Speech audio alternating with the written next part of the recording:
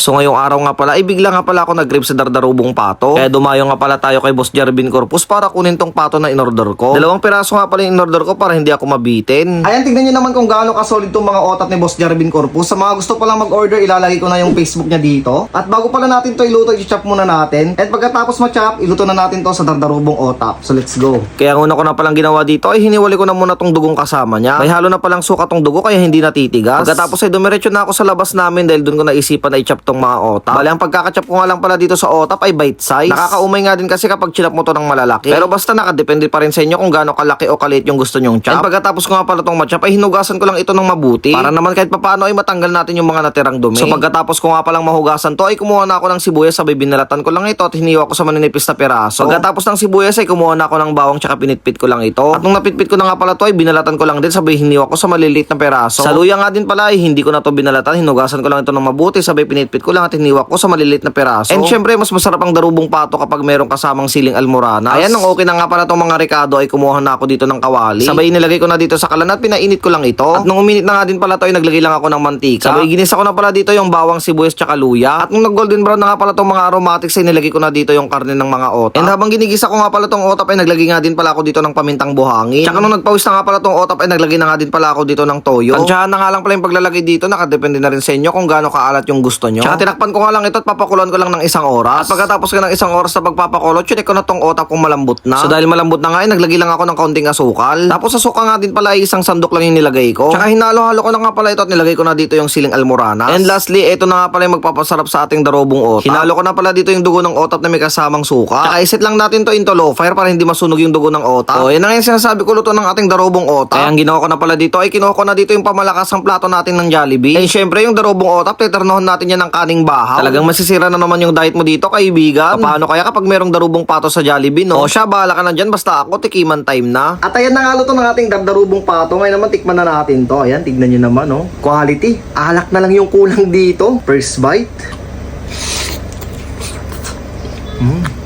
Sarap sa kanin to. Naglalaban yung tamis, alat, tapos yung asim. Tignan nyo, saktong-sakto na yung lambot niya. Dapat yun yung kapahalas na to eh.